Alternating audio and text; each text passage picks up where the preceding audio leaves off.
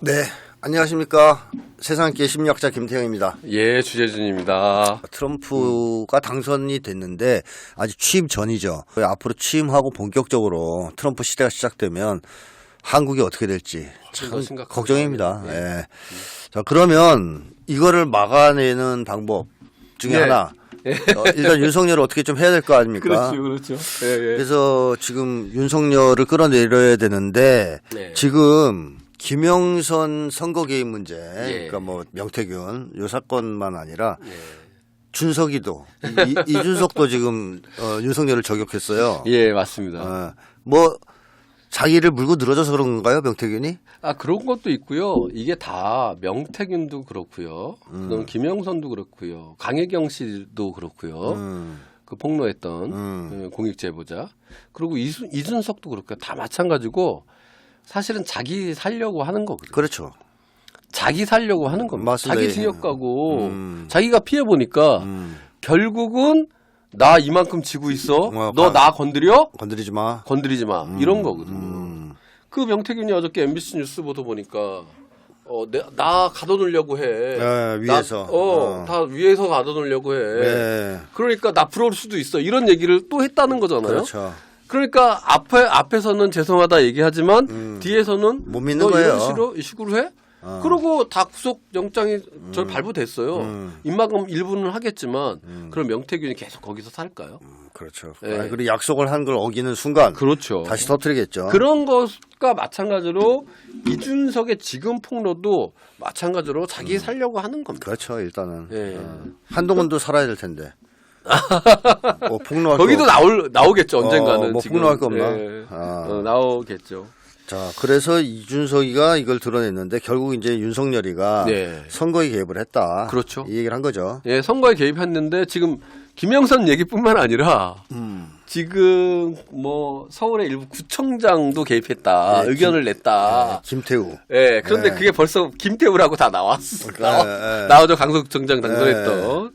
이 시나리오가 다 지금 얘기가 되고 있는 상태입니다. 그러니까 김태우가 검찰 수사관 출신이거든요. 그렇죠. 얘를 그렇게 챙겼던 이유가 있어요. 예. 그리고 얘가 1심에서 벌써 그때 지자체 선거 나갔을 때부터 얘가 당선 무효 받을 거다. 그러니 이거 안 된다라고 했는데 우겨서 집어넣은 맞아요. 윤석열이 빡빡 우겨가지고. 2022년 6월 달에 지자체 선거 있을 때 얘를 꽂아는 거거든요. 2022년 6월 달에 저 창원 의창의 김영선은 보궐선거로 국회의원 당선된 거고요. 근데 지자체 선거가 있었어요. 그 전에 이제 3월 9일 날 대통령이 당선이 된 거죠. 5월 10일 날 대통령 취임이 한 거고 6월 달에 지자체 선거 있는데 걷다가 지금 꽂아느라라고 윤석열이 나한테 얘기했다라고 하는 것을 폭로한 것이다. 예. 자, 이준석 살고 싶으면 더 해야 됩니다. 예. 폭로. 뭐 이건 이제 시작일 뿐이고 예. 앞으로 더 나오겠죠. 지금 분위기가. 예. 그리고 뭐 이런 얘기도 지금 나오고 있습니다. 또 단독 보도로 뭐 지금 얘기되는데요. 김태훈을 뛸 수 있게 하면 경제경에서 구청장이 될 거다라고 하는 것은 벌써 4월 말부터 시작해가지고 쭉 얘기를 했다는 거예요. 윤석열이. 이준석과 이게 명확한 선거 개입이거든요. 그렇죠. 선거 개입. 예. 이건 빼박 선거 개입이거든요. 그리고 실제로 김태우가 공천이 됐어요. 그렇죠. 그리고 떨어졌죠. 공천이 됐어요. 네. 그리고 실형 받아가지고 또 떨어졌다가 그 다음에 사면 줘가지고 다시 나왔던 맞아. 겁니다. 그래서 또 떨어지지 않았어요? 또 떨어졌죠. 또 떨어졌죠. 대단해요, 윤석열이. 그런 자, 맥락입니다. 근데 이 윤석열이가 지금 탄핵 사유가 넘쳐요. 예. 뭐 나올 때마다 이거다. 탄핵 사유다. 네. 이것도 보면 탄핵 사유 아닙니까? 그렇죠. 근데- 당연히 이게 사실로 확인되면 네. 탄핵 사유죠. 네, 어떤 교수는 그 자기 유튜브에서 20개를 나열했다랍니다. 윤석열 탄핵 사유를. 그렇게 쌓였는데도 아직 탄핵을 시도를 못 하고 있는 거 아닙니까? 그래서 특검이 되게 중요한 겁니다. 특검. 특검이 되게 중요한 거고 사실은 의혹뿐만 아니라 정황까지도 다 드러냈는데 이게 검찰에서 다루지 않으니까 외면하니까 기소조차 안 하니까 뭐 증거는 넘쳐나죠. 그런데 기소 안 하면 그거 끝나는 거죠. 그래서 결과적으로 이것은 특검 가야 된다. 이런 논의가 높은 게 이런 겁니다. 그거 뭐 특검 뭐 그런 거 하지 말고 그냥 탄핵 들어가면 어떨까요? 과감하게 민주당이 결단 내려서. 그 탄핵하면 이제 헌법재판소에서 이제 인용 문제가 남는 그러니까 헌법재판소 포위해야지. 해놓고 일단. 그런 게 어쨌든 중요한 네. 문제가 남았습니다. 자, 그러고 그다음에 이 윤석열 하면 이제 떠오르는 게 거짓말, 예, 뻥쟁이. 뻥쟁이. 입만 열면 뻥을 치잖아요. 계속 뻥쟁이를 치죠. 윤석열도 뻥치고 네. 대통령실을 더 뻥치고. 뻥치고. 이번에 예, 그 골프 얘기요? 그렇죠. 예를 들어서 뭐 대표적인 거짓말이 뭐 명태균 딱 2번 대선 전에 딱 2번 만났다. 그런데 아니 당 대표 아니 당의 국민의힘의 당대표 경선 과정에서 2번 만났다. 그 이후에는 끊었다. 이렇게 얘기했는데 그거 뻥이었잖아요. 녹취록 나왔죠. 네, 녹취록 나왔죠. 예. 두 번째는 그 카톡 오빠 지가 뭘 한다고 그거 있잖아요. 지가 뭘 한다. 대통령 네, 자격 있어. 자격 있어. 이 카톡 이거요.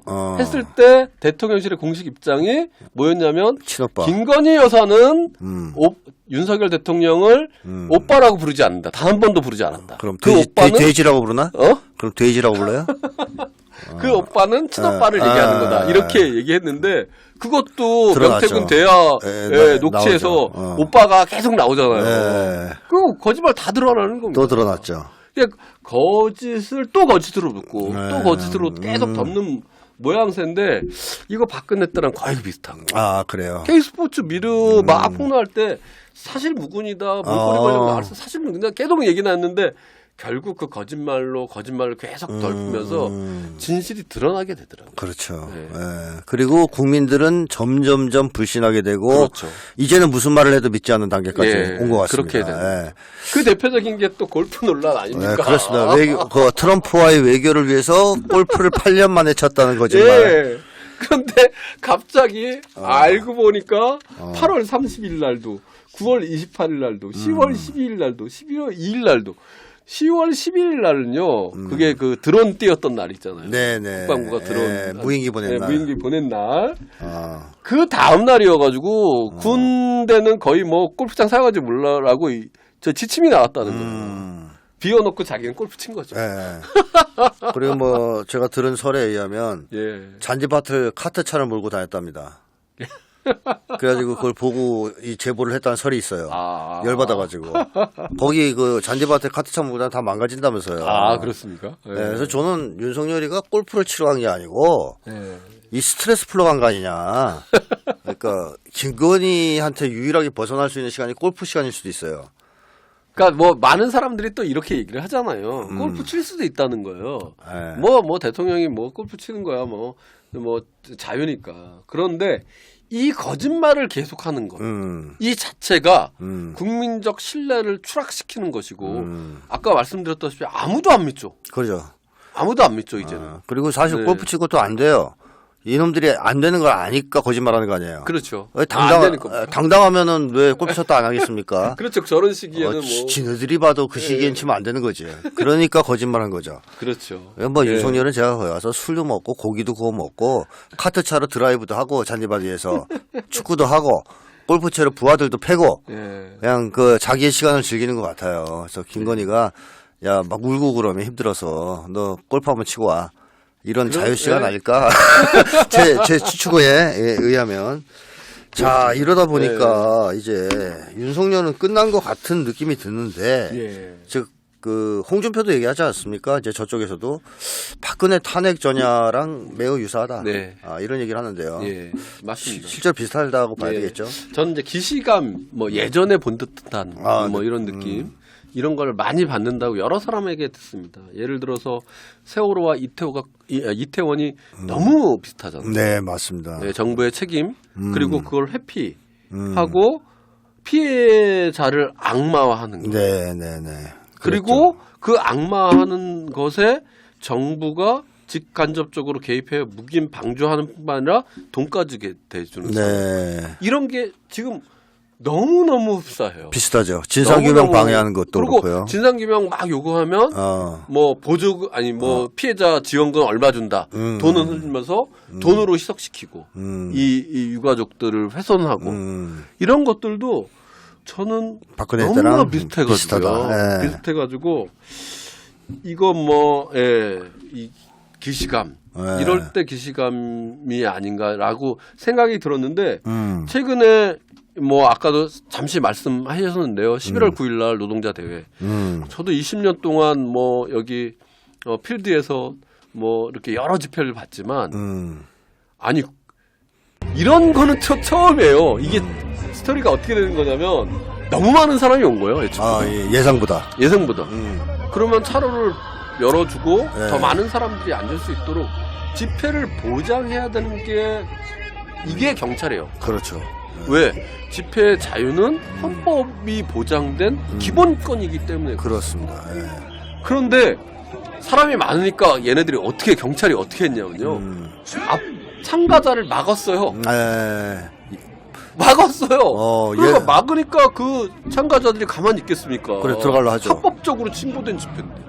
그런 와중에 얘네들이 치고 들어온 거예요. 경찰이. 치고 들어온 거예요. 저는 이런 적은 본 적이 없어요. 처음이죠. 예. 이명박 박근혜 때도 이런 적은 없었어요. 이런 적은 없었어요. 그런데 이런 적이 있었는데 이런 적이 언제냐면 2015년 박근혜 정권을 맞서서 민중들이 박근혜 정권 퇴진 민중 총궐기 할 때. 예, 그때 공안 탄압. 예. 그때 백남기 농민 돌아가셨어요. 그때 백남기 농민이 돌아가셨어요. 맞습니다. 물대포 쏘면서 백남기 농민. 예, 그거와 유사하다. 예, 이거는 거의 헌법이라고 하는 것 그리고 법률이라고 하는 것을 스스로 막 뭉개면서 탄압을 전면화하는 거예요. 네. 이런 적은 없었어요. 그런데 그때의 그 느낌이 딱 2015년 민중총궐기 딱 생각났어요. 그런데 2015년 민중총궐기 이후에 어떻게 됐습니까? 박근혜 결국은, 끝났죠. 예, 박근혜가 끝나는 네. 결과를 낳게 됩니다. 그리고 그런 것뿐만 아니라 여러분이 잘 생각해 보세요. 박근혜 정권 말기시에 거짓말 막 할 때도 보면 문고리 권력이 있었어요. 그렇죠. 예. 문고리 권력이 있어요. 있었죠. 그때도 예. 십상시 얘기가 있었죠. 나왔고 예, 문고리 권력이라고 예. 저 사람들한테 통하지 않으면 그렇죠. 박근혜 절대 만날 수 없어. 네네네. 그런 거잖아요. 지금 윤석열 권력은 모르겠지만 김건희 문고리 권력이 있다는 거잖아요. 있죠. 뭐 이제 소위 뭐 예. 칠상시, 팔상시 뭐 이런 예. 사람들이 있다는 거잖아요. 거기에 명태균, 예. 천공, 건진, 뭐 행정관들로 구성된 사람들이 있는데 그 사람들이 실제로 뭐 그 정무실장 뭐 저기 시민사회 수석 이런 사람보다 훨씬 더 막강하게 영향을 미친다는 거잖아요. 그렇죠. 간신들. 예. 그것도 그게 똑같다. 거의 같습니다. 그런 점에서 사실은 와 이거는 저는 박근혜 말기의 기시감. 지금 거의 유사한 패턴을 보이고 있다. 네, 보이고 있다. 근데 그렇게 본다면 사실 이제 촛불이 터져 나와야 되는 상황입니다. 저는 박근혜 때랑 유사하면서도 더 심하다는 생각도 들거든요. 예, 맞습니다. 많은 맞습니다. 분들이 박근혜 때가 나왔다 이렇게 얘기하는 분도 있어요. 지금 보니까 박근혜가 그래도 괜찮은 사람이었어. 이게 이제 물론 상대 평가입니다. 예, 예. 윤석열이 너무 이제 엉망진창이니까. 예, 예. 근데 왜 항쟁이 터지지 않느냐 예. 이런 질문들 정말 많이 하지 않습니까? 예, 맞습니다. 어떻게 보십니까 그 이유에 대해서? 저는 이제 그런 예가 적정한 게 사실은 박근혜 정권을 몰락시키는 트리거 방아쇠가 이게 태블릿? 최순실의 네. 태블릿 PC였잖아요. 그렇죠. 그런데 태블릿 PC와 명태균과 윤석열 대화의 폭로, 녹취록. 네, 녹취록의 폭로. 이게 어떤 게 더 무게가 있다? 저는 후자라고 봅니다. 그렇죠. 예. 법리적으로 봐도 이건 명확한 선거 개입. 그렇습니다. 선거 개입했다고 노무현 대통령이 당시에 탄핵되기도 했어요. 그때는- 물론 헌법에서 그때는- 열린우리당 지지해달라고 했던 아니 겁니다. 마음 같아서는 열린우리당을 위해서 뭐라도 하고 싶다 하고 싶다. 이런 식의 얘기 네. 가지고 당한 거 아니에요. 그러니까 그게 탄핵 사유가 돼서요. 그렇죠. 탄핵이 됐어요. 탄핵 소추안이 가결됐습니다. 거기에 비하면 윤석열 아예 대놓고 해줘라. 그러니까 해줘라 됐고 공정 개입을 명확히 하고 돈도 주고받게 네. 되는 게 명확하고요. 그 다음에 실제로 김영선은 공천을 했잖아요. 그렇습니다. 그게 다 연결되는 거예요. 훨씬 사실 크죠. 그렇죠. 트리거로서는. 그리고 트리거로서는 엄청나게 큰 거고 법리적으로도 중대 범죄인데 네네네. 탄핵이 될 만큼 중대 범죄인데 그렇죠. 이게 들불처럼 촛불이 확대되지 않거든요. 왜 그럴까? 촛불 광장이 열리지 않거든.